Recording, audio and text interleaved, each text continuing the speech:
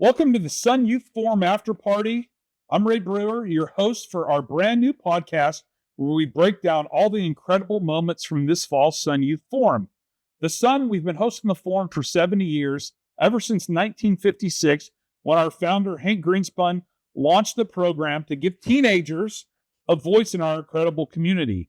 It was a simple but powerful philosophy.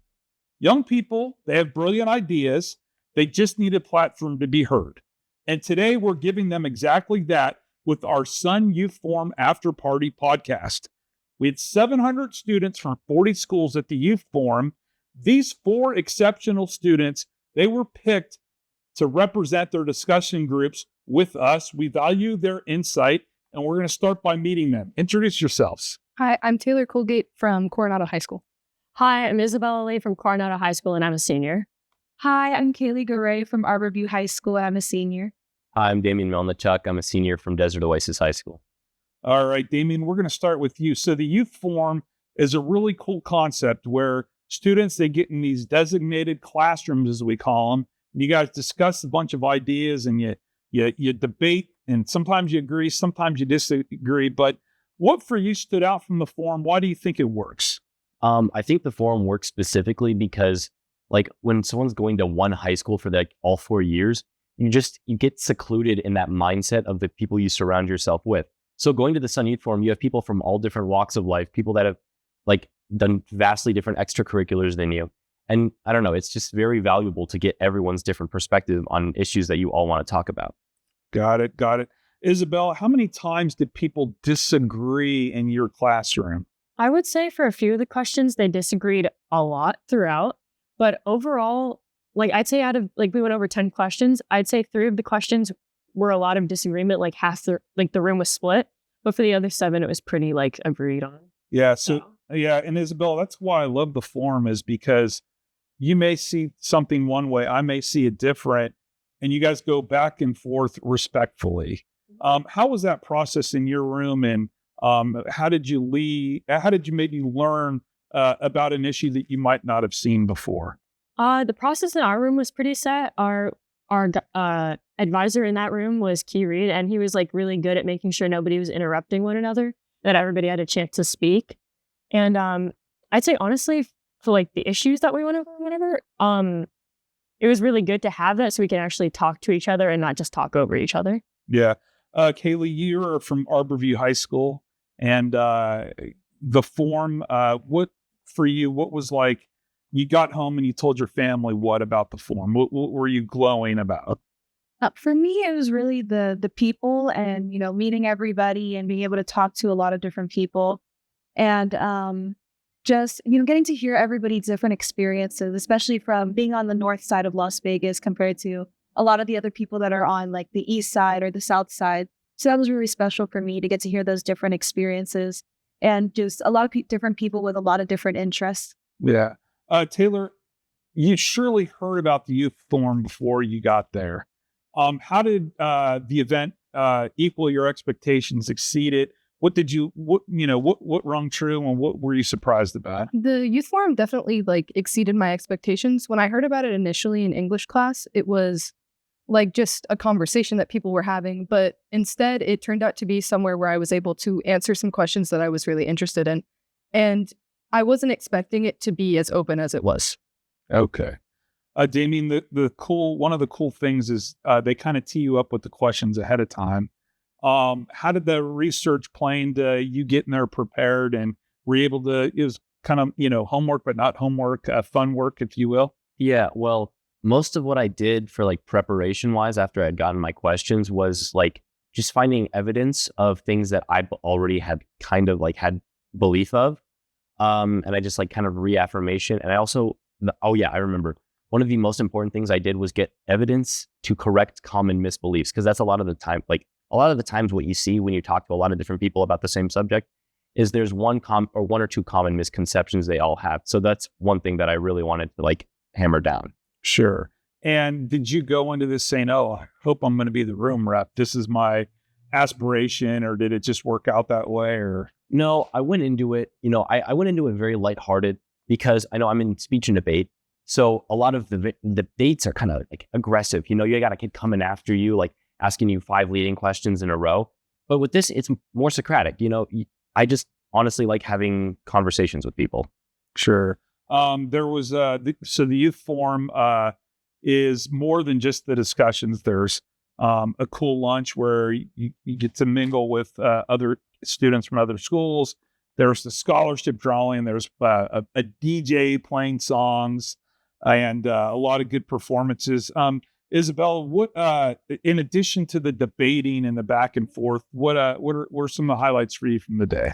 I'd say one of the highlights from the day, other than just debating, is kind of between our debates, we would have a 5-minute break, and talking to the other people, not as like debating, but more as just like kind of friends, was really nice. And it kind of got my perspective on them, other than just debating on a certain topic, but like how they are as a person. Got it. So Taylor, the point of this is you're the rep from your discussion group, and you need to relay to the adult leaders out there and to the community kind of some of the consensus solutions you guys had. We could always say what the problem is, right? But what are some of the solutions? So tell us about your discussion group. What was the topic, and what was like one key takeaway as a possible solution? I had school days as my topic, and we primarily talked about education and like how it affects students. But the main consensus that we came to across all issues was that it came back to resources. A lot of students don't have resources to be able to take a test another time or go through and get study groups and stuff like that. They don't have the ability to have the same resources that I am lucky to have as a Coronado student. Got it. Kailey, what was your group and what was your takeaway? Yeah, so my group was home in Nevada, and kind of one of our really big key takeaways was just a lack of empathy in our current society. And we feel like empathy is really on a sharp decline, and people aren't caring about each other or about, their community as much. So being, from Nevada and being in this community, it was really important to us that we focus on the issues in Nevada rather than, running away from it and going to another state or going to somewhere where it's not going to affect you as much. So that was one of our really big things, solving the issues at home and caring about the people around us. What about for you, Isabella? So my group was law and crime. So we kind of had more of a broader scope. It wasn't just Nevada, or it was just like a school or something like that. We had it where we were talking about like abortion and the death penalty. And I feel like we really came to the consensus that it does depend on cases, but we are like progressing as a society, and we don't have to resort to kind of like just a black or white kind of situation. We can do more of a gray medium. And yeah, I was a moderator in a law and crime room, and I also found that one of our consensus was you can't make a rule that's steadfast for every scenario because circumstances are constantly changing. And so we might agree there. It's very good.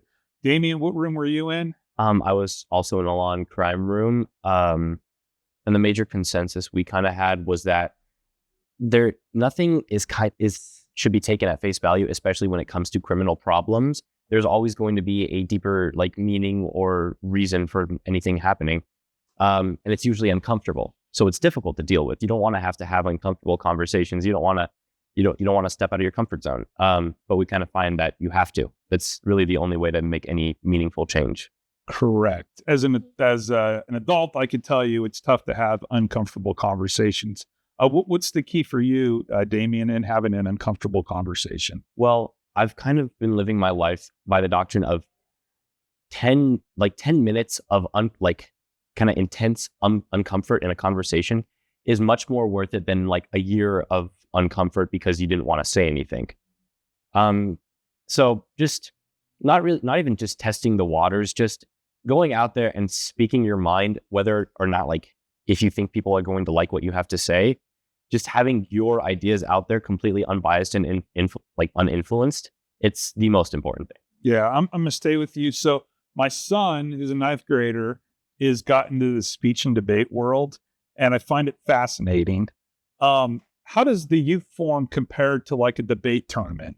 Well, like I said earlier, it's way less aggressive. Like a big problem that a lot of people have with speech and debate is that it does not encourage critical thinking. It encourages you to repeat the same formula. But things like the Sun Youth Forum help people break out of that cycle. And it's very important that it's addressed, even though, again, it's uncomfortable. Yeah. So the cool thing about the forum, and I've said that a few times, but it is really cool, but a lot of the students that were there are future leaders, and they go on to, do just amazing things and help our community out. So I want to get from you guys what your career ambitions are, and maybe where you're going to go to school, and just how excited you are to make a difference in our community. And we'll go backwards this time. So we'll start with you. I want to go to UNR, and I want to become a meteorologist, and potentially work for like a weather service and try to deal with climate change. So I've gotten into SCU, and they gave me a pretty good scholarship, so I'm pretty sure I'm going there. I could come back to Nevada though. But honestly, I think I'm wanting to pursue something in nursing and helping others like medically. So Yeah, so for me, kind of still on the fence about where I want to go, fingers crossed, but I do want to go into law and, making a change for people who don't have that voice. Of course, realistically, I want to go to UNLV, but I want to, of course, major in finance and business. But after that, I'd like to go to a law school, but that's undecided still. Yeah. If you guys, the world needs more what? The world needs more what? You fill it out. What do you think? Damian, you go first. Oh, sorry. Why don't we go ahead? Go first, Damian. I'm sorry. The world needs more of what? I think the world needs more people who aren't afraid to speak their opinion. Even in my speech and debate class, we talked about this recently. If people that have sometimes shameful beliefs or beliefs that are widely considered not to be politically correct, should they still express those, or should they just be shamed? My answer is no. Or my answer is yes, they should express them, but no, they should not be immediately shamed. The reason is because a lot of things like that are based in misunderstanding and misinformation. So when you have somebody that believes something something that we can consider Zionist or racist, we want them to actually express that they believe in those opinions so that we can correct them on it. We don't want to just shun them. Then they will be closeted in the fact that they believe those things. So in my opinion, what the world needs more of is people who are unafraid to speak their opinion. Kailey, what do you think? Yeah, so kind of going back to what we talked about in my room, I mean, one of the biggest things for me is empathy and not doing things that only serve self-interest. So even in like Daniel was saying, in the speech and debate world, it's really about winning. It's about doing the most that you can to get yourself ahead. But when we look at the bigger picture, if we care more about each other and we care more about things that are going to affect us as a whole community, we make more change that way rather than, serving self-interest or serving our own experiences and serving our own success. Isabella? Well, like my room said or whatever, I think we need more compassion and empathy. Especially, we brought up how the homeless population is kind of people or companies are building things where they can't find a bench to sit on, or why they can't sit properly somewhere without something being in the way. And I feel as a society, and kind of we talked in our group, that we can just sit down and treat each other more as humans instead of being so polarized on we have to do one side or another or fighting each other. So Taylor, the world needs more.